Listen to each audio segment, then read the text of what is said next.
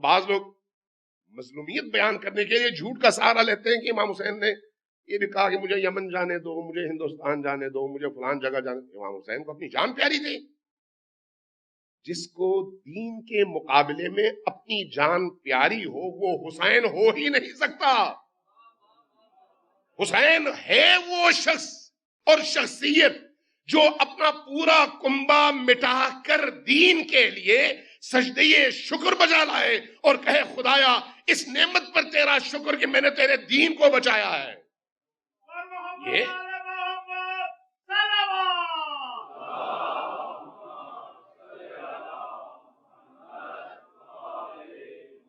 واقعہ گزر گیا، 58 ہجری گزر گئی، تاریخ گزر گئی، حسین ابن علی واپس آئے۔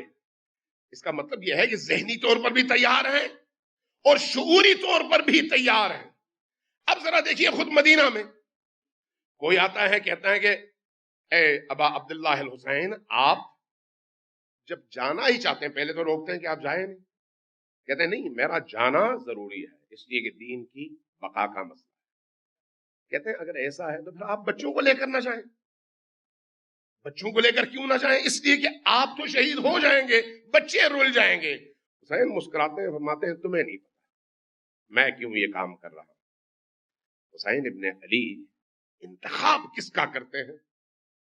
خواتین کا، بہنوں کا، بیٹیوں کا، اپنے خاندان کے اندر شخصیات کا چن چن کر، ہر ایک کا نہیں، چن چن کر انتخاب کرتے ہیں، اور اس میں شیرخوار علی اصغر بھی شامل ہے۔ کیوں؟ اس لیے کہ انہیں معلوم ہے کہ ان میں سے ہر فرد نے اس پورے سفر میں کیا کردار ادا کرنا ہے۔ آگہی کے ساتھ جا رہے ہیں، شعور کے ساتھ جا رہے ہیں، جانتے ہوئے جا رہے ہیں۔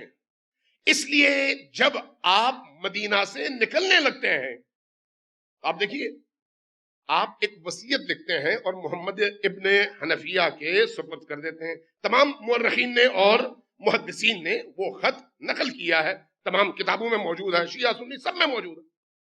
کیا کہتے ہیں؟ سب سے پہلے اس خط میں جو آغاز ہوتا ہے بسم اللہ الرحمن الرحیم، میں حسین ابن علی ہوں اور گواہی دے رہا ہوں کہ اللہ وحدہ لا شریک ہے۔ اس گواہی کی ضرورت کیوں پڑی؟ یہ تو رسول کے بیٹے تھے، رسول کے بیٹے کو اس گواہی کی ضرورت ہے کہ میں وصیت کرتے ہوئے گواہی دوں کہ لوگوں مجھے پہچانو، میں اللہ کو وحدہ لا شریک سمجھتا ہوں۔ ہاں ضرورت ہے، کیوں؟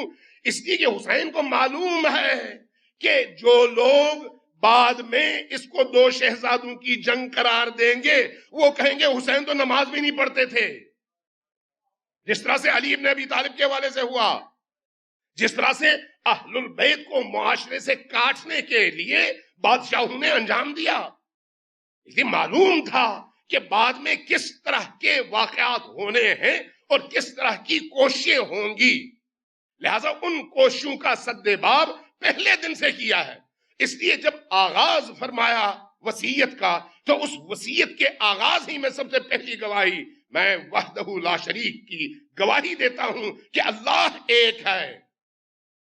اس کے بعد محمد الرسول اللہ، اللہ کے رسول ہیں، گواہی۔ اور اس کے بعد تیسری چیز فرمایا میں حسین ابن علی کیوں نکلنا چاہتا ہوں؟ میں مورخ سے پوچھوں یا حسین ابن علی سے؟ میں کسی مولوی سے پوچھوں یا فرزند زہرا سلام اللہ علیہا سے؟ امام حسین علیہ السلام خود اپنا ہدف بیان کرتے ہیں۔ کیا بیان کرتے ہیں؟ انی لم اخرج اشرا ولا بطرا ولا مفسدا ولا ظالما، میں نکل رہا ہوں مدینہ سے لیکن عیاشی کے لیے نہیں، سیر و تفریح کے لیے نہیں، ظلم کے لیے نہیں، فساد کے لیے نہیں، معاشرے کے امن کو تباہ کرنے کے لیے نہیں، چونکہ یہ وہ سارے الزامات ہیں جو بعد میں لگائے بھی گئے۔ حسین پہلے اس کا سدباب کرتے ہیں، جہاں انتخاب میں سدباب، وہیں پر اپنے اہداف کے بیان میں بھی پہلے سدباب کہ میں کیوں نکل رہا ہوں، یہ ساری باتیں بیان کرتے ہیں۔ میں اس لیے نہیں نکل رہا کہ یہ کام کروں، بل خرج تو لطلب الاصلاح فی امت جدی، میرے جد محمد الرسول اللہ کی امت میں جو بگاڑ، جو فساد پیدا ہو چکا ہے، لوگ مسجد کو تفریح گاہ بنائے ہوئے ہیں، نماز پڑھتے ہیں اور بدکاری بھی کرتے ہیں، روزہ رکھتے ہیں اور حق کو باطل سے ملاتے بھی ہیں، ظلم کو دیکھتے ہیں خاموش بھی رہتے ہیں، تمام عبادی اعمال انجام پا رہے ہیں، لیکن اللہ کے دین کی روح کو ہر روز پامال کیا جا رہا ہے۔ یہ معاشرے کا ایسا فساد ہے کہ اس فساد کے مقابلے میں خاموش رہنا کسی بھی مسلمان کا شیوا نہیں ہو سکتا۔ لم اخرج اشرا ولا بطرا ولا مفسدا ولا ظالما بل خرجت لطلب الاصلاح فی امت جدی، میرے جد کی امت میں جو فساد برپا ہو چکا ہے، جس کی وجہ سے پورا معاشرہ نبی حوالے سے تباہ حال ہو چکا ہے، اس معاشرے کی اصلاح کرنے کے لیے میں نکل رہا ہوں۔ جتنی بڑی بیماری ہوگی آپریشن بھی اتنا بڑا ہوگا، جتنی بڑی مصیبت ہوگی سد باب کے لیے اقدام بھی اتنا ہی بڑا ہوگا۔ جب پورا معاشرہ فاسد ہو چکا ہو تو اس فاسد معاشرے میں موجود لوگوں کے مردہ ضمیروں کو جگانے کے لیے ضرورت ہے ایک ایسے آپریشن کی جس کے نتیجے میں علی اصغر جیسے معصوم کا گلا بھی کٹے تاکہ لوگوں کا ضمیر بیدار ہو۔ ضرورت اس چیز کی ہے۔ زینب کبریٰ کا پردہ اور چادر چھنے لیکن ضمیر بیدار ہوں کہ یہ کون تھے، یہ خوارج تھے یا پھر آل رسول تھے؟ چونکہ اگر ایسا نہ ہوتا تو کبھی بھی اصل دین اور نقل دین کے درمیان حد فاصل کھینچنا ممکن نہیں تھا۔ ذرا آج مجھے بتائیں، آج دنیا میں کوئی ہے جو حسین کو نعوذ باللہ باطل اور یزید کو حق کہے؟ کوئی ہے؟ نہیں ہے۔ کیوں؟ اس لیے کہ اس کے پیچھے قربانی اتنی بڑی ہے۔ اگر یہ قربانی نہ ہوتی تو باقی ہزاروں واقعات کی طرح سے حسین ابن علی پر بھی 1000 اعتراضات ہوتے اور یزید کی حمایت میں کتابوں کی کتابیں لکھی جاتی اور اوراق سیاہ کیے جاتے۔ اب بھی ہو رہی ہیں لیکن ان میں دم نہیں ہے، اب بھی ہو رہی ہیں لیکن لوگ اس کو قبول نہیں کرتے۔ کیوں؟ اس لیے کہ سامنے واقعہ اتنا بڑا ہے۔ اس اتنے بڑے اور عظیم واقعے کو بھی جھٹلانے کی پوری کوشش ہوتی ہے لیکن لوگوں کا ذہن نہیں مانتا، کہتے نہیں یہ تو ممکن نہیں ہے۔ حسین ابن علی اپنے قیام کے اہداف کو بیان کرتے ہیں، بیان کرتے ہوئے پھر لوگوں کے ضمیروں کو جھنجھوڑتے ہیں۔ الا ترون، کیا تم لوگ نہیں دیکھ رہے ان الحق لا یعمل بہ، حق پر عمل نہیں ہو رہا، والباطل لا یتناہا عنہ، اور باطل سے لوگ اجتناب نہیں کر رہے۔ جب ایسی صورتحال ہو کہ حق پر عمل نہ ہو اور باطل پورے آب و تاب کے ساتھ چھا رہا ہو تو ایسے موقع پر اگر کوئی مؤمن ہے تو اس کے لیے شائستہ یہ ہے فَلْيَرْغَبِ الْمُؤْمِنُ فِي لِقَاءِ اللَّهِ مُحِقًّا، کہ وہ مومن اپنی جان دے لیکن اس طرح کی بے راہ روی کو ایک لمحے کے لیے برداشت نہ کرے۔ یہ حسین ابن علی کا پیغام۔ اسی پیغام کے تحت حسین ابن علی نکلتے ہیں، اسی پیغام کے تحت، اور یہی پیغام ساتھ لے کر مکہ جاتے ہیں۔ مکہ جاتے ہیں منصوبہ بندی کے ساتھ، ناگہانی نہیں، ہدف کے ساتھ۔ اور جب مکہ پہنچتے ہیں این 8 ذی الحج، جب تمام عالم اسلام سے، آج اگر کئی لاکھ ہیں تو اس زمانے میں بھی اپنی نسبت سے ظاہر ہے بہت بڑی آبادی آتی ہوگی، این اس ٹائم پہ جب سب کو یہ معلوم ہے کہ فرزند رسول حسین ابن علی حج کے موقع پر یہاں پر مکہ میں موجود ہیں، این اس ٹائم پہ 8 ذی الحج جب سب لوگ حج کی تیاریوں میں پورے شوق کے ساتھ مصروف ہیں، حسین ابن علی اعلان کرتے ہیں کہ میں نے حج نہیں کرنا، میں جا رہا ہوں، میں مکہ چھوڑ رہا ہوں۔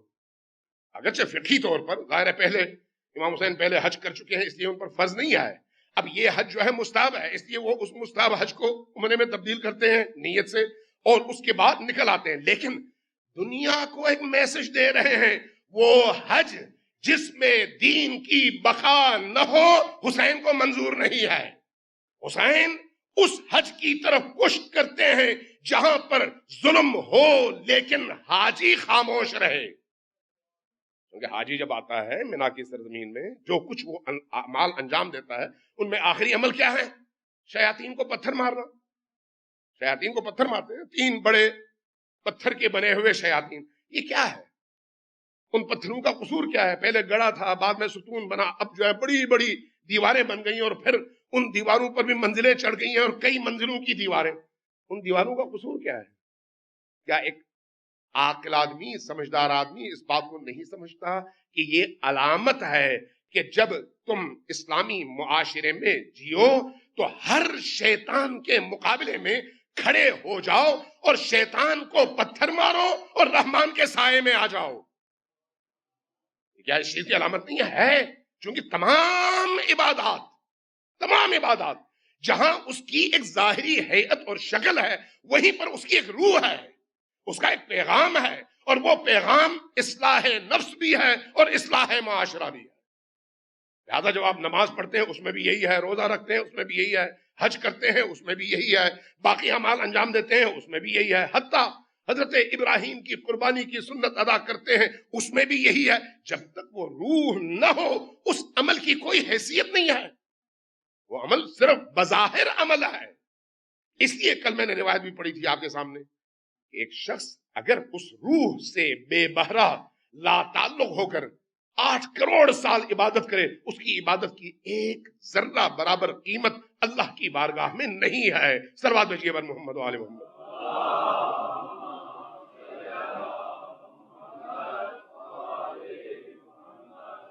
یہ جو سفر ہے اب آپ نکل رہے ہیں اور سارے حاجی مکہ میں ہیں.